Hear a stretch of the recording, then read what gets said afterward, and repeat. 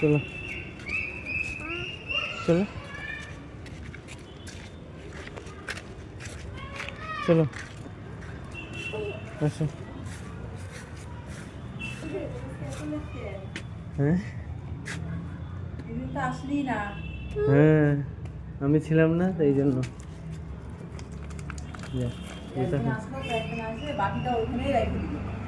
কোন দিকে? বাটি রেখে দিল ওইখানে আর রাইখে আসে না, ওখানে ওইখানে দাঁড়ায় আসে। বাটিটা ওইখানে ছিল, কে জানে, কেউ তো জানে না। কি কি হয়েছে? কিছু হয় নাই, বাটিটা ওইখানে রেখে দিল, সেদিন ঘুরাই নিয়ে গেল বাটি, বলে কি থাক।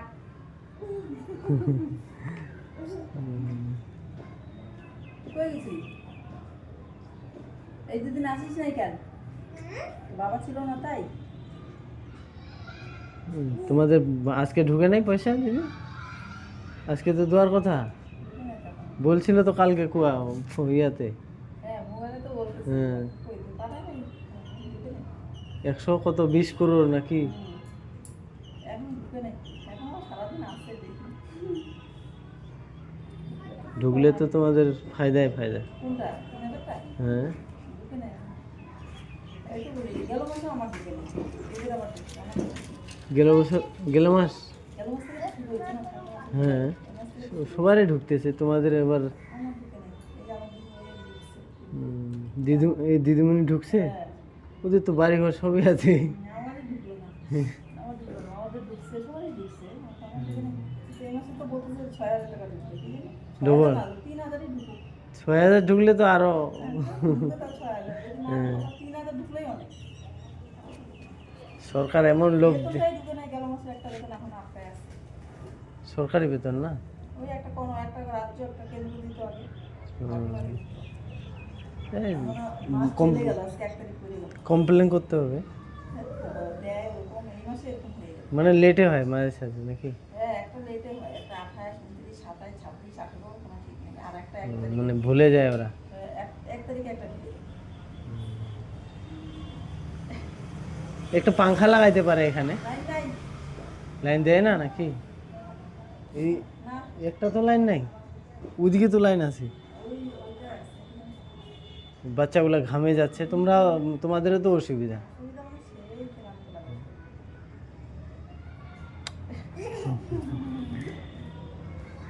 আর ছোঁয়া কি আসে না নাকি? হ্যাঁ? ছোঁয়া আসে না? আজকে আসেই নাই কেউ, এটাই তো বলতেছি। কেউ আসে না, সব মামা বাড়ি গেছে, কেউ বিহারে গেছে। আরে আসিস, ঠিক আছে। তোর মা টাইম মতন দিয়ে যায়নি। না ও মানে মেন কথা আছে, ওর মা কাজ করতেছে আর ওই দিক থেকে আসতেছে, মন চায় না। হ্যাঁ, আর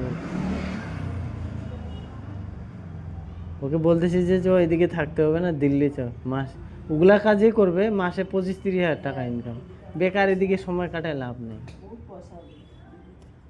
আর দিল্লিতে কাজের অভাব নাই কিন্তু, আমি যেগুলা কাজ জানি না নাই ওগুলা কাজ করলেই আমার ফাটাফাটি, মাসে 30-35 হাজার টাকা। যাবে না।